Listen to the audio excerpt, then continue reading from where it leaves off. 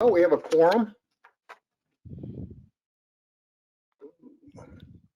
There's really there's no reason not. I got to call a meeting to order.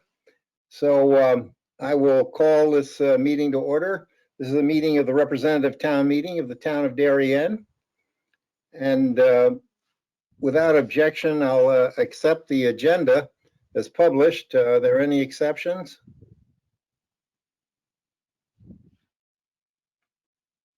I do not see any hands raised. Great. Then I'll take a motion to approve the minutes of the February 22nd regular meeting of the RTM. Adele Coniff, And a second, please. Mark Adaletta.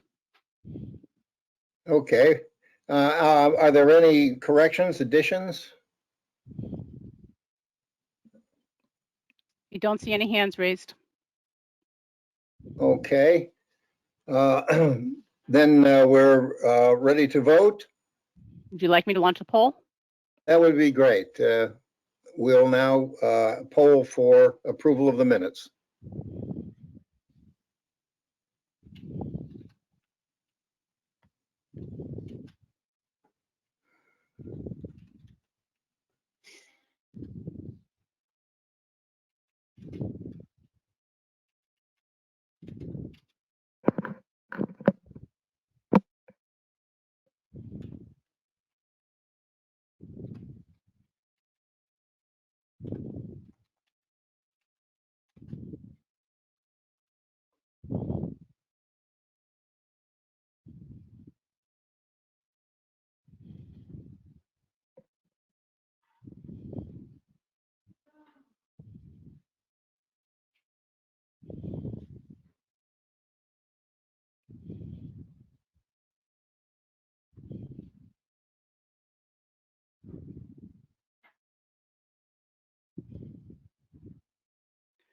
Okay, after a minute, we've had 99% have voted yes with 1% abstaining.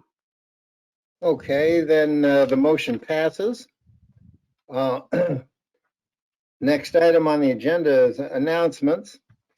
Just briefly, I'll reiterate what out with the warning that if RTM members want hard copies of the Board of Finance approved budget, the town clerk needs to receive those requests by April 1. On another note, Clara Sartoria has an announcement on behalf of the League of Women Voters. Clara?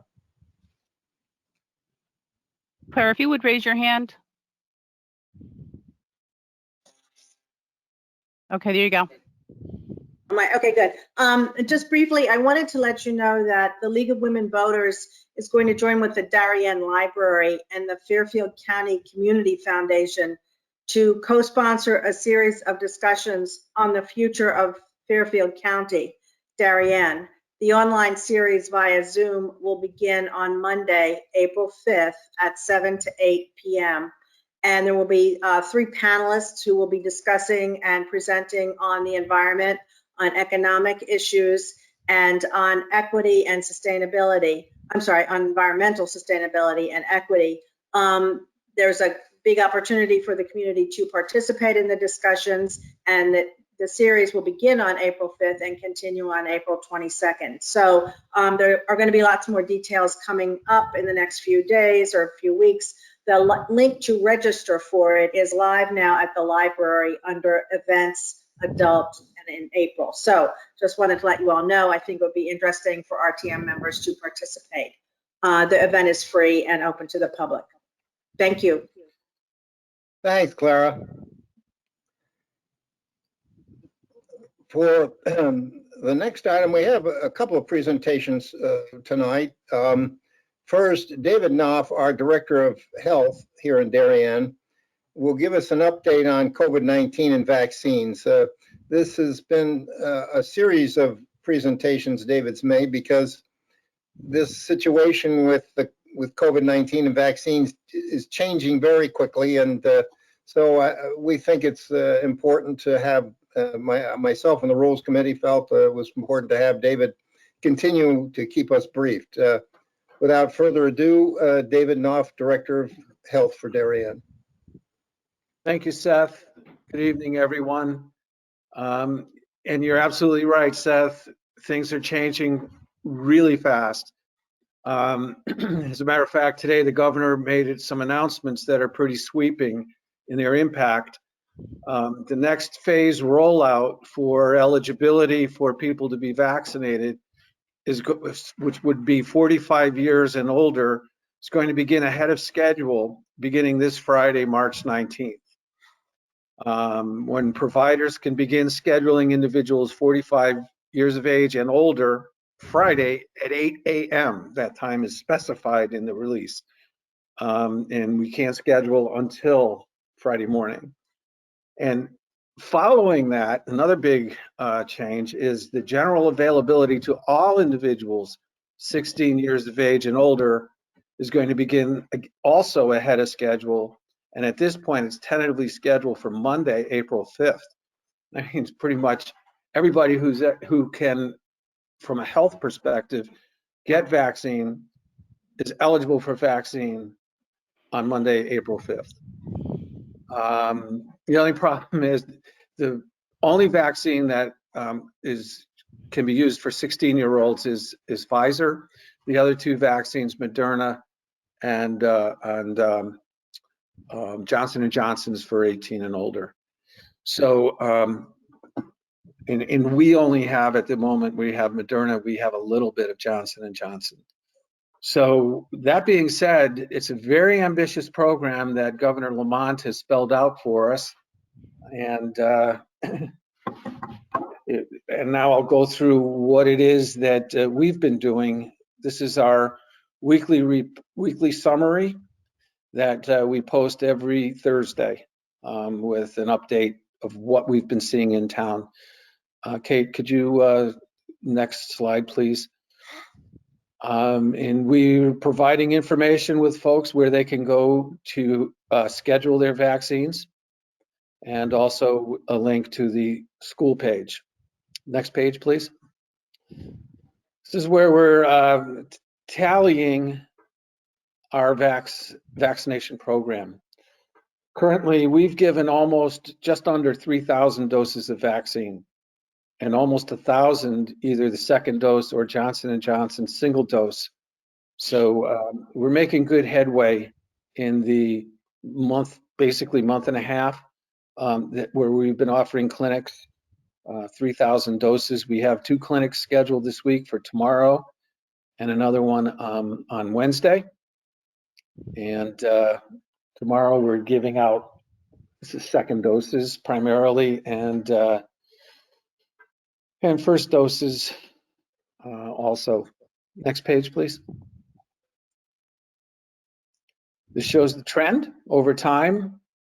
We're continuing sort of plateauing in the last few weeks, but still far lower than we were around the holidays. And that's a direction we want to maintain and actually improve upon. But pretty dramatic illustration of almost a relationship between holidays and case counts, with the highest number being right after Christmas. Next slide, please. And again, you could see that shows pretty clearly with the January, which primarily was at the beginning of the month. And since then, we're going down, and hopefully we'll maintain that pace through March. But 1,240 cases, it's just about exactly a year from our first case. And it's not over yet. Next page, please. And this is kind of interesting. The lower right-hand corner is the oldest. That's from the beginning. And you can see there's a pretty almost just a regular bell-shaped curve, with the highest numbers being the 50 to 59 age group. The next one to the left on the bottom was summer, and we really didn't have much illness at all during the summer. Upper right-hand corner is after school started through December 31st. And again, the 50 to 59 year age group. And this kind of illustrates the reason why the governor has focused on using age for having the basis for giving vaccine rather than any other criteria, because it's pretty much consistent across the state that both the severity of illness and the number of cases of illness are pretty much age related. So that was one of the reasons why the rollout for vaccine eligibility was focused on ages. And the upper left-hand corner, again, you could see the 50 to 59 year age group. But this time we're also showing for the first time the younger age group having significant numbers of cases as well. Next slide.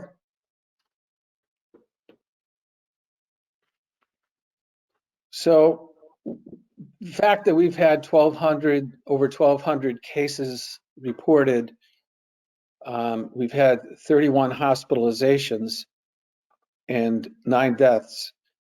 And, you know, it's important to note that not all the hospitalizations were directly related to COVID. It might have been in some cases where people were admitted to the hospital where they fell or had some other condition. And when they were tested, they were found to be COVID positive. So you can't just associate these numbers, both with the hospitalizations and deaths, as being exclusively caused by COVID. And that's an important distinction to make. Next slide, please.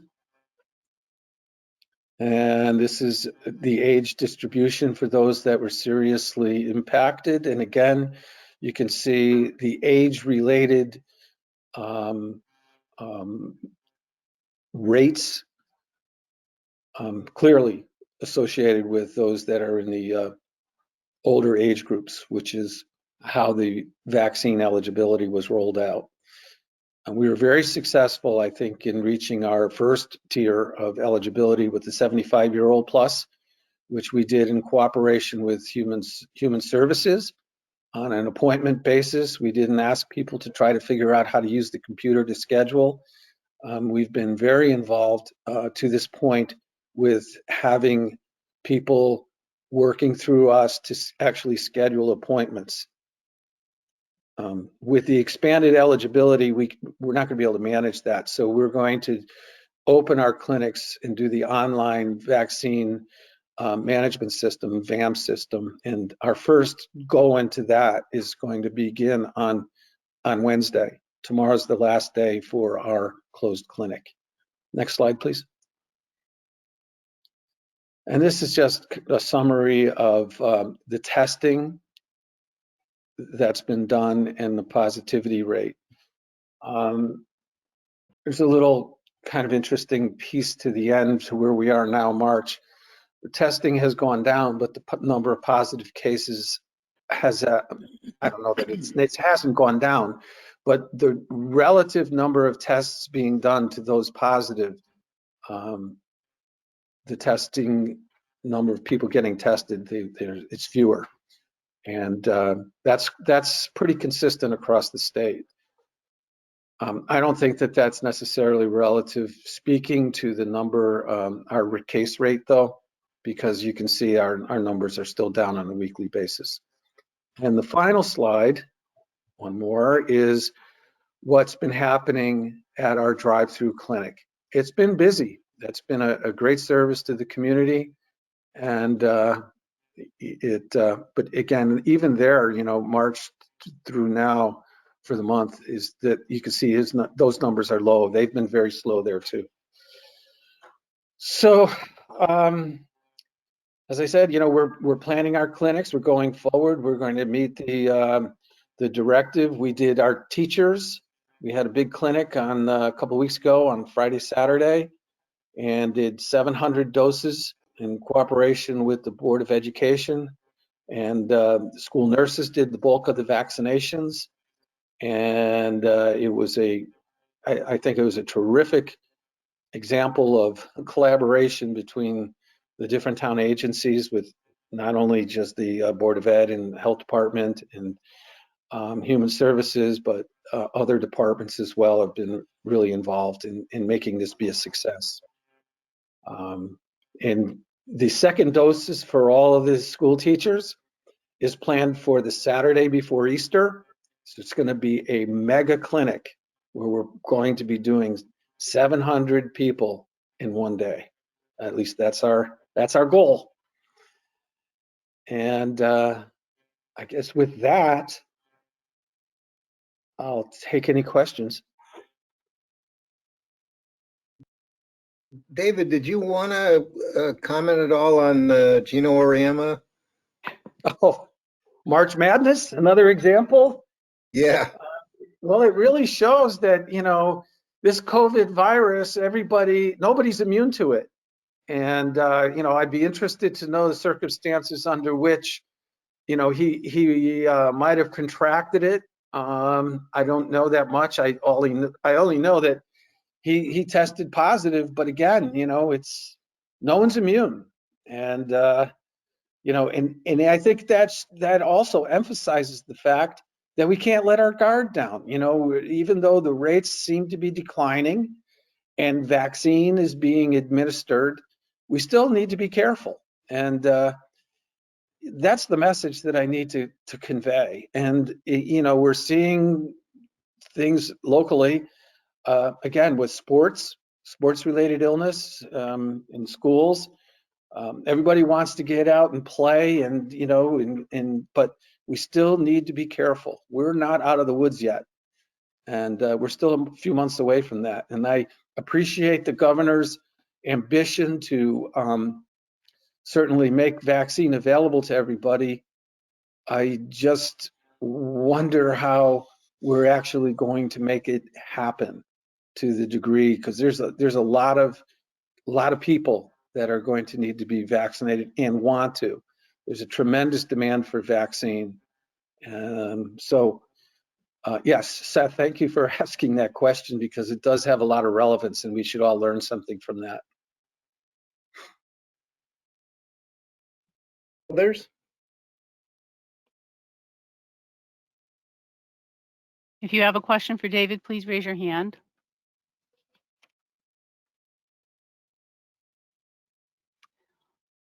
I think we're good. Great. Nobody's raised their Well, hand. great. Another great one, David. Thank you so much. Wait, hang on a second. Uh-oh. Patty Baumgardner, you need to unmute yourself. Hi, David. Thank you for the update. I would just like to recommend that we put the 877 magic number, as I call it, somewhere more prominent on our website. I don't know if we can even put it on the main page of the website, because for so many folks that have spent, you know, a week or more at all different hours trying to get vaccine appointments via VAMS, it's been very challenging. And there's a lot of folks, myself included, who were able to call that 877 number, leave a message, they called back, and then the appointments were booked. So I'm just highly recommending taking the pain out of it, of spending days online, when the 877 number is very effective. Thank you. Well, I'm glad to hear that, and we can certainly improve the prominence of that number. Thank you, Patty. Thank you. Anybody else? All right, Seth, I'm not seeing any other hands. All right. Well, David, thank you. Thank you. Great presentation. Appreciate the update. Thank you so much. Next, there have been some questions about FOIA and exposure of your email to investigation into or maybe subpoena even, and what you should do to protect yourself. So I asked the Rules Committee asked that Wayne come on and just talk a little bit about FOIA and the relationship between that and emails and what exposures you have, if any. So without further ado, Wayne Fox, our town council. Thank you, Seth, and good evening to you all. Happy to be with you for a few moments. I'm pleased to say the sound system seems to be working this month, which it wasn't last month. Seth had asked me to take a look at an issue relating to the FOI statutes and the FOI Commission. In particular, the question is the use of the town email, which you folks have, compared to using your private email in doing town business. I've spoken with Seth about this. I've spoken with Lois. I've also spoken with some folks up at the FOI Commission. I'm told that with respect to the town email, it can be cumbersome to use at times, difficult to get going, and slow to progress.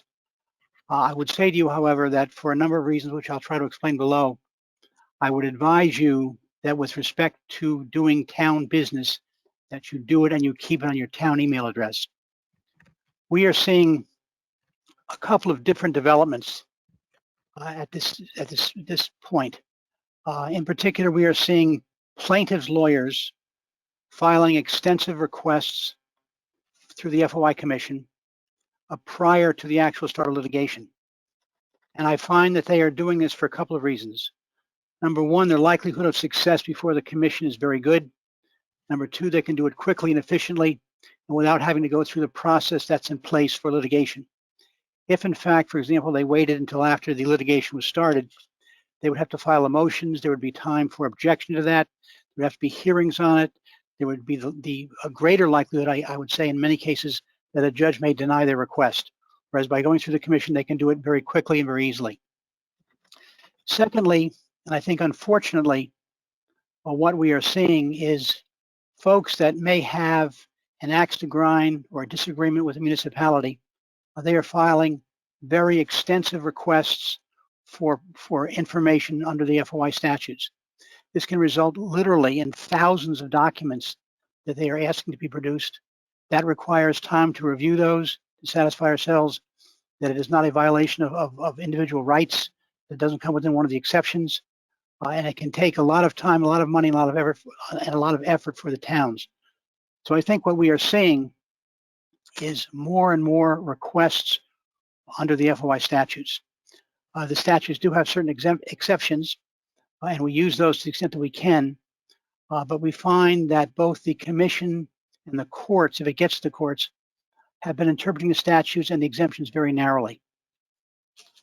Let me give you a couple examples, because you might ask, what does that have to do with my using my private email as opposed to my town email? A few years back, we had a somewhat controversial zoning case, which resulted in an appeal being taken. And one of the issues that the applicant or the petitioner was questioning was whether or not that particular commission, in conjunction with that application, had prejudged the case, had made a determination as what the outcome would be before the evidence was even presented. To attempt to verify and prove that claim, which could be very telling, they sought emails. They went to court, they sought the right to get disclosure and production. The court granted them that right, and they were seeking emails from the then members of the commission to try to establish that there was conversations going back and forth, there was information going back and forth with respect to this particular case and the decision that was to be made by the commission. To do that, they would ask to see not only one's private emails, but also one's town emails, if in fact they were using a private email. This can become very cumbersome. It can become very, very unpleasant and inconvenient for the individuals. You can have a subpoena issued to produce emails, and that can take a lot of your time and a lot of your effort. So too, we find that with respect to complaints that are filed with the FOI Commission, it is not unusual for the complainant to seek information with respect to the hearing that's going to have. And there too, it can ask for emails of individuals, emails of elected individuals, and whatever those emails may be. If in fact those emails are all contained in your town email address, as opposed to your private email address, things are very simple. The town can produce it, you can produce it. You don't really have to get involved more than you would want to or would need to on behalf of the town. And for that reason alone, I would say this is, in many ways, this is more of a practical issue than it is a legal issue. But for that reason alone, those reasons and those examples, I would strongly recommend to you that with respect to doing any town business, that you do town business on your town email and it will prevent this, what otherwise could become a very cumbersome and expensive process and procedure. So that would be my strong recommendation to you. Thank you. Any, I don't want to get into, because this is complicated, but there might be a couple of questions. Does anybody have a question? Ed Washeka? Yeah, thanks. Yeah, my question was just in general about like how the town or how someone should be dealing with FOIA requests. And I asked this because I read over the weekend. I read over the weekend. Sorry. I read over the. Sorry. If you're not speaking, please mute yourself. Yeah. Okay, so it's Ed. Sorry. So I read over the weekend that lawsuit that was filed against the Board of Ed from the Zuro family. And there's quite a lot of discussion in there about how the Board of Ed had responded to FOIA requests. And I guess my question is, do town officials and should we as town representatives have... He can't hear me, I hope. If you are not speaking, please mute yourself. Could we get some sort of training, is I guess the way I would characterize it, that would, one, kind of explain to people what is and is not FOIA-able, if I can kind of use that word. And then when FOIA requests come in, I guess the concern that I had is that some members of town government might not be following the law when it comes to complying with FOIA requests. I'm not worried about you as town council, but I guess I'm just not sure if there's a lawyer that's always involved in sort of sifting through these emails and deciding what gets disclosed and what doesn't. That's a good question. You have a couple of minor questions connected to it. Let me try to deal with them one at a time. Number one, virtually any request that comes in under FOIA would come to the town hall, would come through the first selectman's office and would funnel down to me. We take them very seriously. We take them very seriously because many times they will involve personal privacy rights of individuals, personnel files, medical files. We recognize full well the obligation to protect that and those rights. So we are very cautious with it. In addition, I would say to you that I've already had occasion to speak with the first selectman about the possibility. I think a good time is when a new RTM is getting together and forming to make a presentation to that body or any other, whether it be the Board of Finance or the RTM or the Board of Education, to that body, a general outline of the requirements of FOIA, what's involved, and what you have to be cautious with. I don't think FOIA is as complex as some people think it might be. I don't think the demands are as complex as some folks think they might be. I would also suggest that there's a fellow at the FOI Commission by the name of Tom Hennick, who is their public relations officer, and he is most willing to come around anywhere in the state and to make a presentation on FOIA. Now, one's first reaction might be, I can't imagine anything more boring than listen to someone talk about the FOI statutes for an hour. And I can tell you, I have been through his presentation a number of times. They are very well done. They are very enjoyable. They are very understandable. He uses examples that he has seen in his many years of service to the state. And I would recommend, and I will recommend to the first selectman and to Seth, that at some point in time, not only for your body, but for the other bodies within bodies of government within the town, whether it be the zoning board or the zoning board of appeals, that it would be worthwhile were we to arrange for him to come down at some point and make a presentation for all to hear that wish to. I think it would be very worthwhile and very helpful to folks like yourself. So it's a good question, and I think it can be dealt with easily.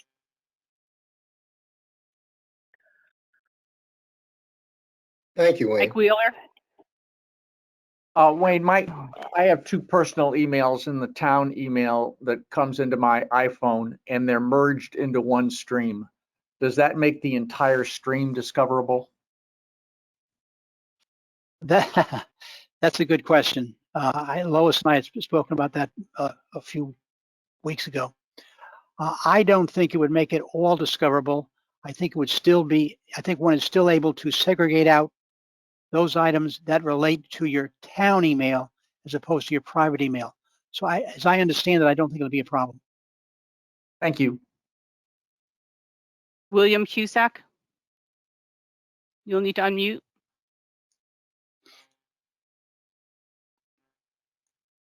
Mr. Cusack. For Will Cusack, District 2, for town emails, if I send an email, is the town able to see that email? I'm sorry, I did not hear the last part of your question. If I send an email using the town email, is the town of Darien able to see that email? Meaning, if it's one conversation that I have with another member, is the town able to see that email and review it? FOIA guarding email. Let's say for another member of your RTM to discuss an item that might be before the RTM. I do not believe that the town officials would be able to have access to your or follow through or copy or listen to or read your individual emails. I don't believe so.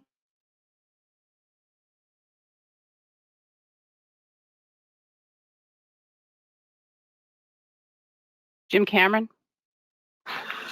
Thank you, Jim Cameron, District 4.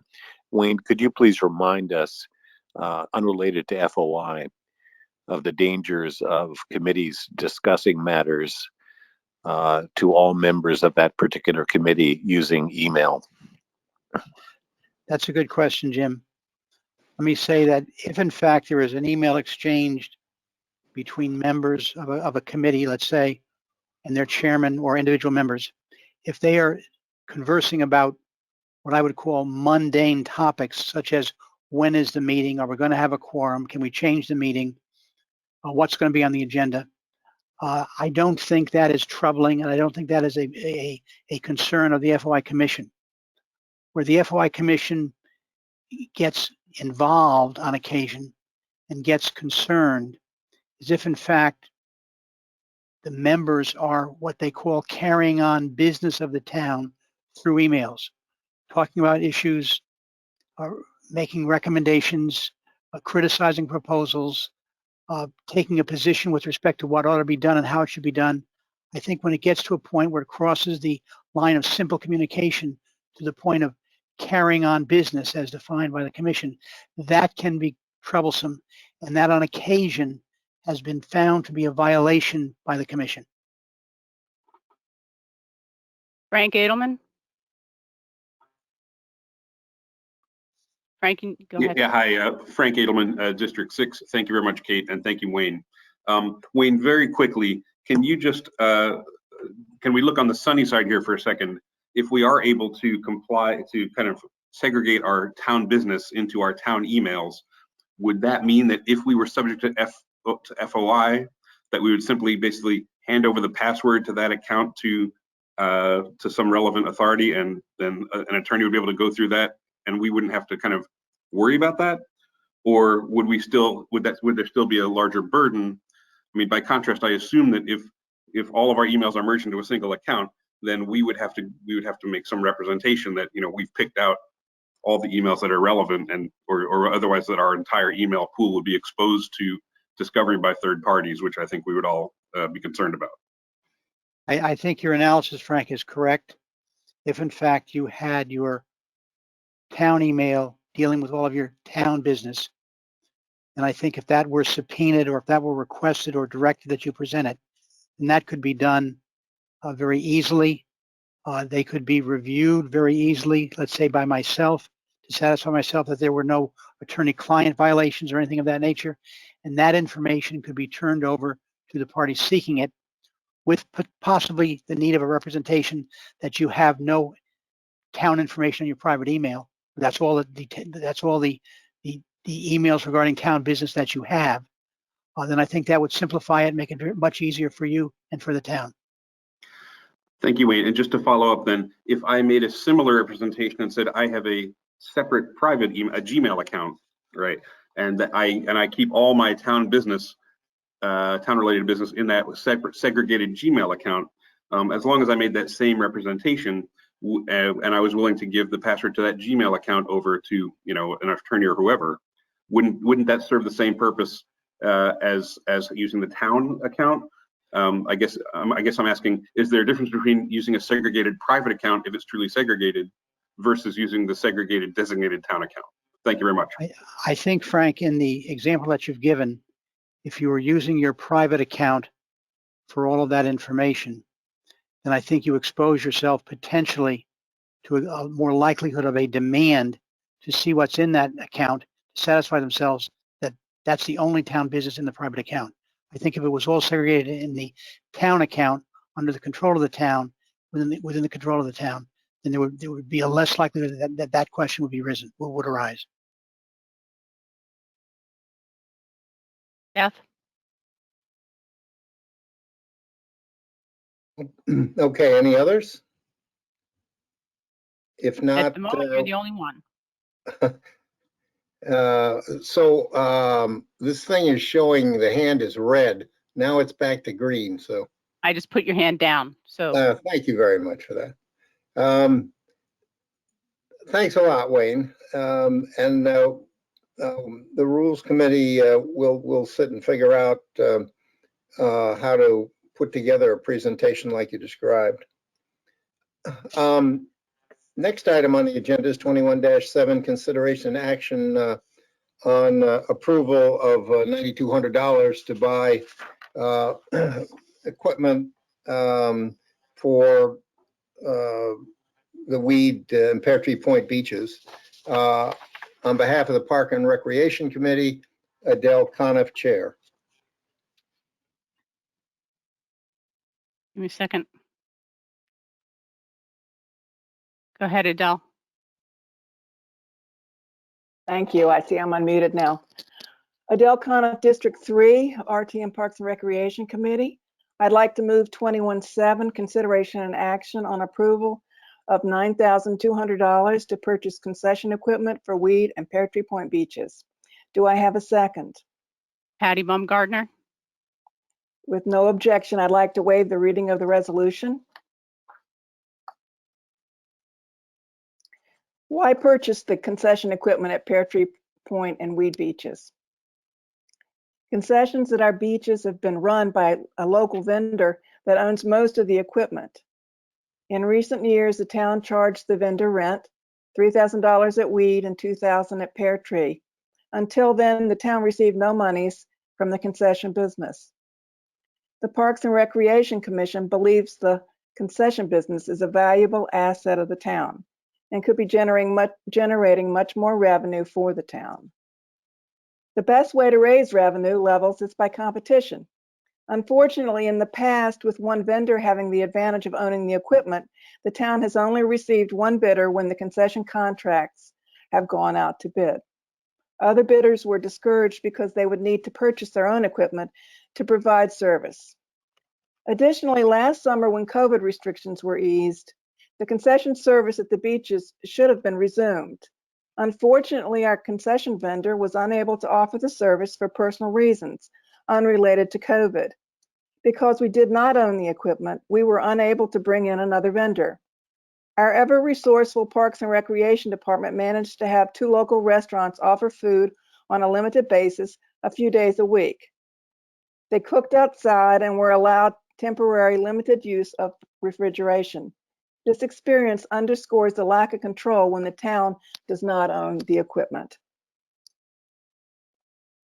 Recent RTM history with purchasing concession equipment.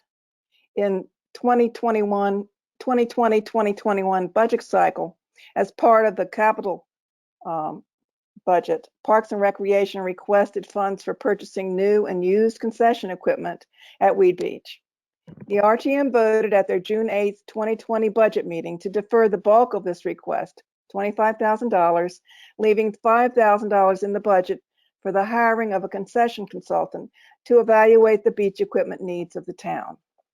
Concession equipment purchase process since June 2020. In July 2020, Profitable Food Facilities Worldwide was hired to analyze the current food operation at Weed Beach, Pear Tree Point Beach, and McGuan Park. Parks and Recreation has been asked to take over concession operations at McGuan by the Darien Little League. The evaluation included analysis of potential for success, efficiency, menus, standards of operation, service, kitchen design, as well as current equipment value and quality.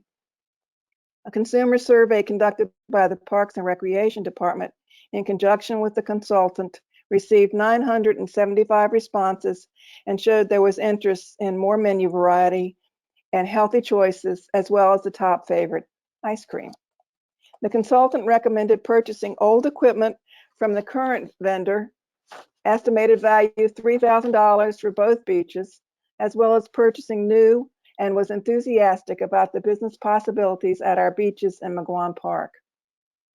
Our contract for running the beach concessions expired at the end of the 2020 summer season.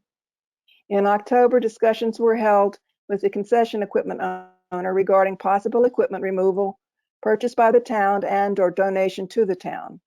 By December, the concessionaire chose a combination of donating and selling to the town, providing an itemized inventory of his equipment, estimated value $10,900, plus a list of donations. In January, an independent concession equipment evaluation was done by BTU Systems, finding the fair used market value at $12,850. If bought new, the concession equipment would cost $32,575. A proposal by the town of $9,200 to purchase all of the concession equipment has been made and accepted by the equipment owner. The Board of Selectmen unanimously approved the purchase on February 8th, as did the Board of Finance on February 23rd. Our RTM Parks and Recreation Committee voted on February 24th with 14 of 15 members present to approve the purchase, with 13 in favor and 1 opposed.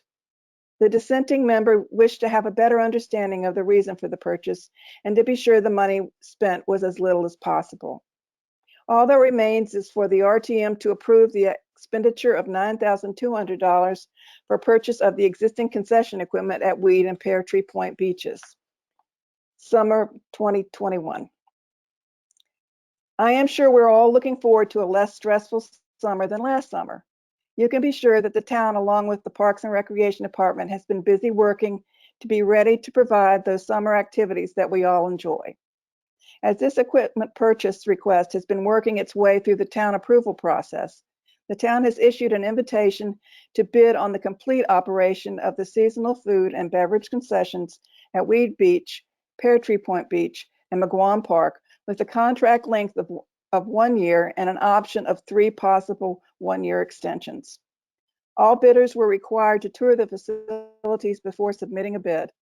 Minimum hours of operation were set by the Parks and Recreation Department at all 3 venues in the bid document, as well as the requirement to report monthly sales and pay a percentage of gross sales, a minimum of 5% required, for the opportunity to vend. The town received 2 bids, which were opened on February 17th. References have been checked, and the town is ready to sign the concessionaire contracts, should the RTM vote to purchase the current concession equipment for $9,200 this evening. We hope for your support with this purchase. Adele Conniff, RTM Parks and Recreation Committee Chairman. Thank you, Adele. Secondary for the Finance and Budget Committee, Jack Davis, Chair. This is Jack Davis, Chair of the Finance and Budget Committee. I'm having some technical difficulties, so I'm going to make this very short. Typically, a $9,200 item would not come before the RTM, but because it was reduced in the last budget, that's why it's here. it was reduced partially because the definition of terms were not available in the $25,000. And it was specifically for Weed Beach. Now we have both Weed Beach and Pear Tree Point, and it's for $9,200, which is good for our taxpayers. In addition, the what the Park and Rec Commission had been talking about is setting up a concession revenue stream, has made this into a one-year return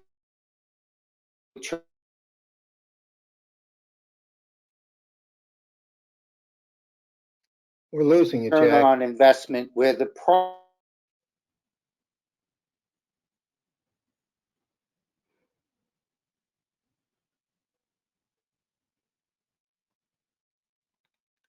Sorry, we lost you, Jack. prior one did not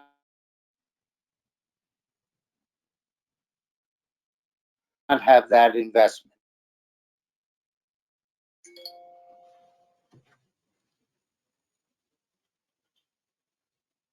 Yeah. Jack? How about, because Jack is, for some reason, we lost a lot of what Jack did.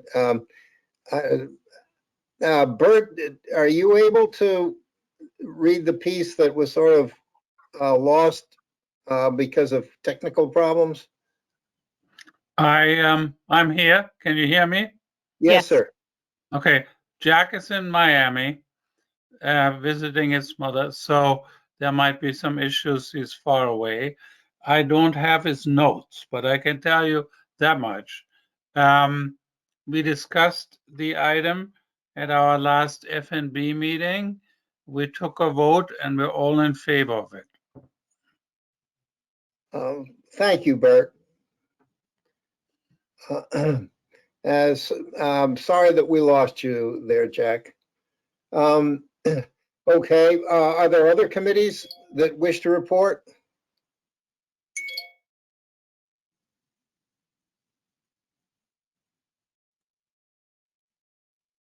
I don't see any hands raised, Seth. Okay. Town officials?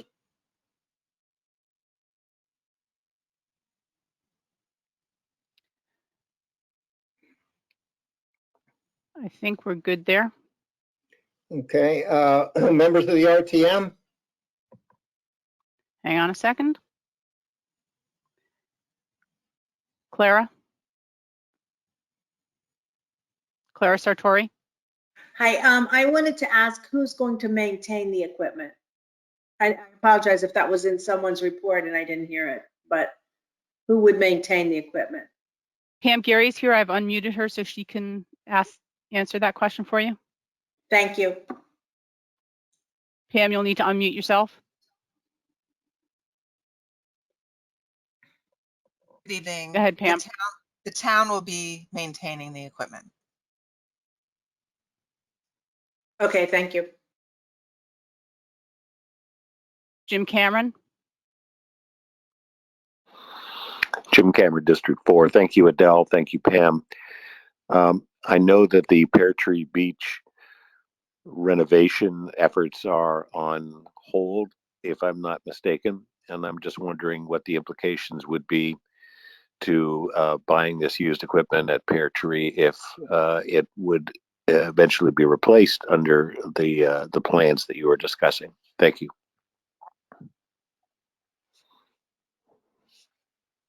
Pam or Lori, do you want to answer that?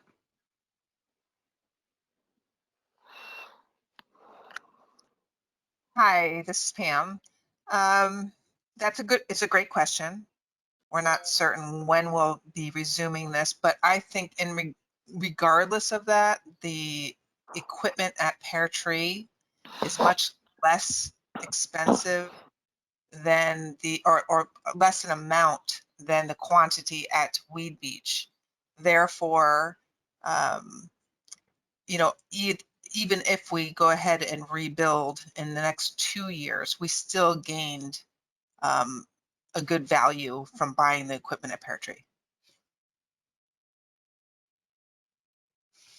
Thank you, Pat. This is Lorene Bohr, I'm Chair of Parks and Recreation Commission. I mean, there would be nothing to say that if we were to renovate or otherwise do something with the building, that we couldn't take the equipment, store it somewhere, and then reuse it if it was usable. But as Pam points out, it's only, you know, a portion of this purchase amount.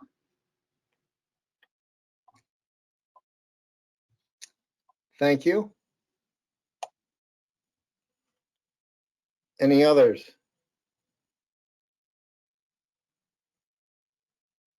I don't see any hands raised. Okay, members of the public? We don't have any. Public? Okay. All right, sounds like we might be ready to vote. Are we ready to vote? Okay. Here you go.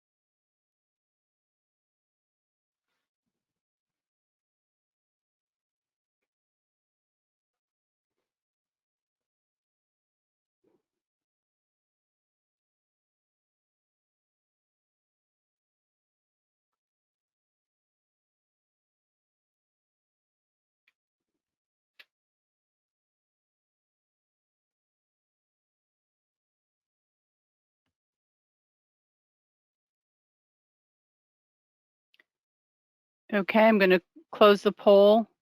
99% have voted yes, 1% abstained. Okay, the motion passes. Next item is 21-8, consideration and action on amending the agreement between the town of Darien and the Connecticut Green Bank. Reporting on behalf of the Finance and Budget Committee, Jack Davis, Chair. Jack, how are you making out?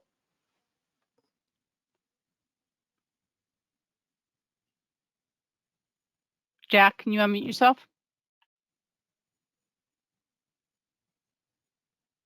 Kate, this is Bert. Okay. I think Jack has some comments, but I can't get him. So, I don't know how we about can bring. Stacy has her hand raised. Let me hang on a second. Stacy? Hi, Jack just texted me and he says, ask Kate to allow my cell to speak. I'm on listen only on the cell phone. Okay, I had him unmuted. He's self-muted according to my screen. Let me tell him.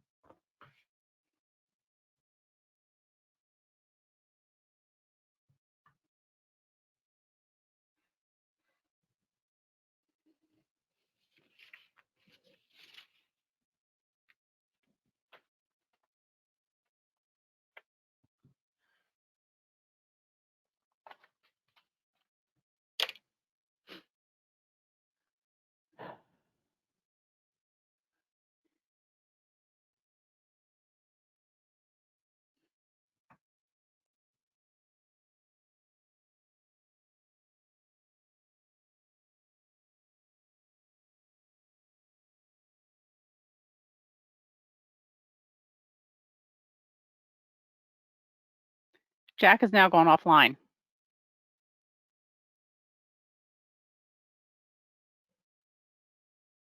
All right, well,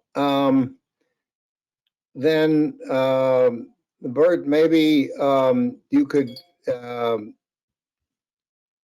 report out on on the results of the meeting from the F&B standpoint and the vote on this. I have nothing more to report. That yes, there were discussions, but I think the decision was unanimous to support the motion. And so I am trying to get Jack on the side. Give him another minute, okay? I thought he had sent out a copy of his remarks, but I don't see him. Well, I asked him for that about half an hour ago, and he said there were handwritten notes, and so Oh, all right. I don't have them. All right. Okay, do you have them? No, I don't. How about the F&B minutes? Was it March 3rd? Yeah. Let's look at that. Let me see.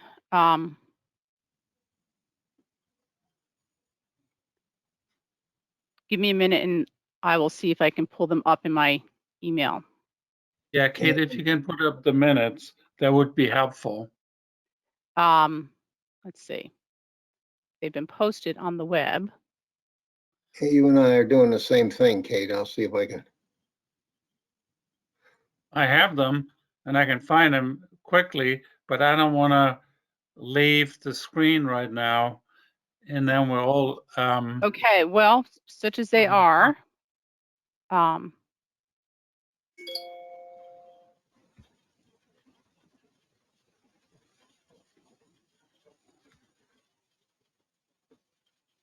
believe if you go down,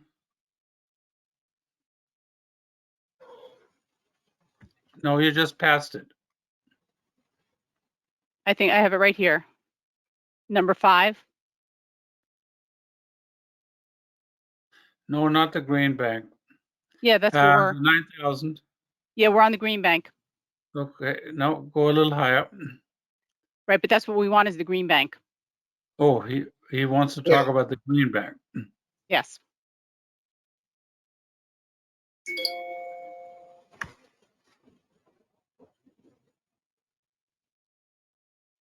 Jack, are you with us now? Yes, can you hear me? Yes. Okay, thank you. Jack Davis, I move consideration and action on amending the agreement between the town of Darien and the CT Green Bank for billing and collection of the CPACE tax assessments. Do I have a second? I see Jenny Schwartz. Good. If there's no objections, I waive the reading of the resolution. In 2014, the town entered into an agreement with the CT Green Bank for the collection of CPACE tax assessments. At that time, the bank required the legislative body to approve, not the Board of Selectmen. Thus, any amendment requires the same approval. The Green Bank provides financial assistance and tax credits to businesses and households, and lenders make the funds. Initially, the lenders thought the best for the towns to collect the CPACE tax assessments. Now the lenders prefer that their funds be delivered to them quicker, thus taking the middleman, being the towns, out of the process to facilitate this action. In discussions with our tax collector, Kathy Lawkins, all 8 of our CPACE collections currently processed in Darien are up to date.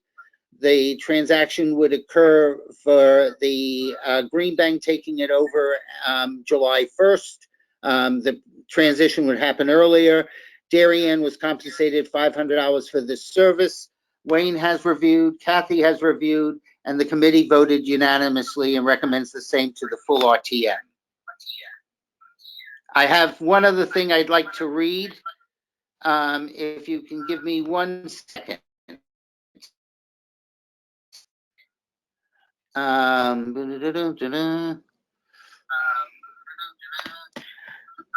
want to explain Jack, if you just have another briefly device what open, can you close it?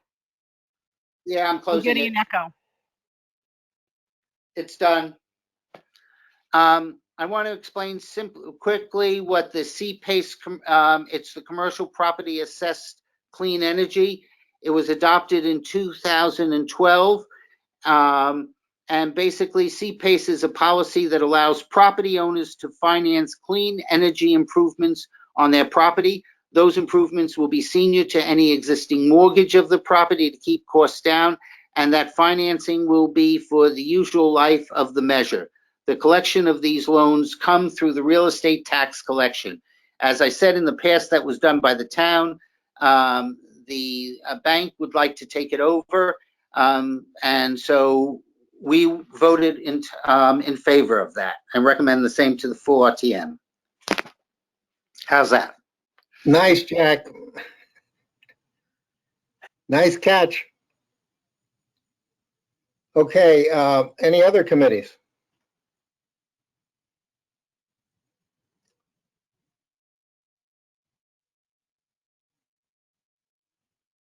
Not seeing anybody. Okay, town officials?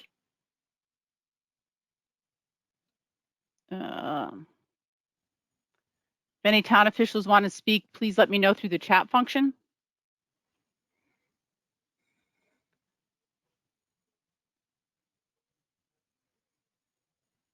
I'm not sure that there are any here that would want to speak. Okay, members of the RTM?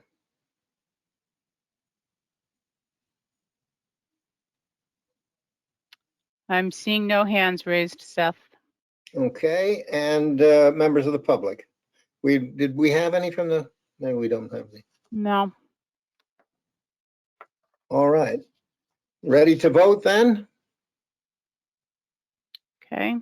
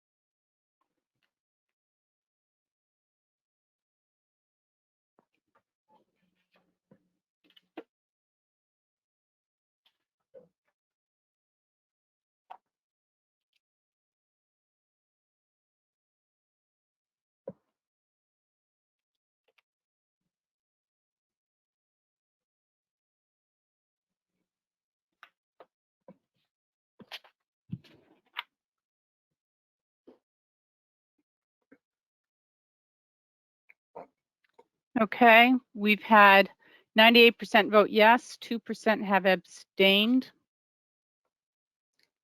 Great. In that case, the motion passes.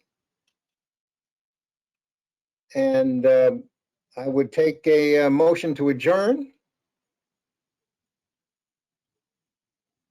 Let's see. Lisa Yarnell. Thank you, Lisa. Second, please. Cheryl Russell. Okay, Cheryl. And we'll go ahead and poll for the motion.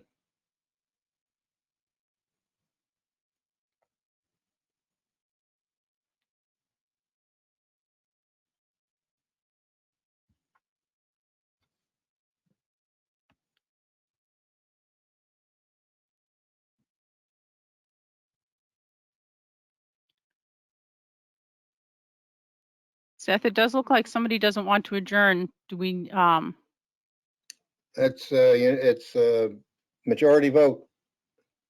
okay. Just double check, ask them to look and make sure they didn't hit the wrong.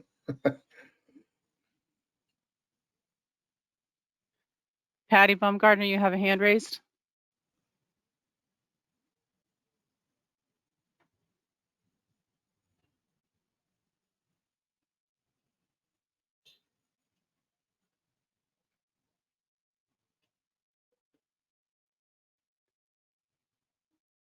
I have Mia Handler, you have a hand raised? No. All right, they've put their hands down. Well, 97% voted to adjourn, 3% have voted to stay. The motion passes.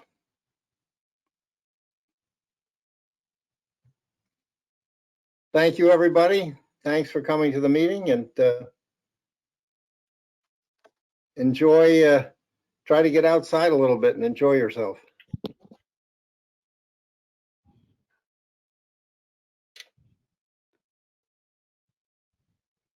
Good night. Good night, Cecil.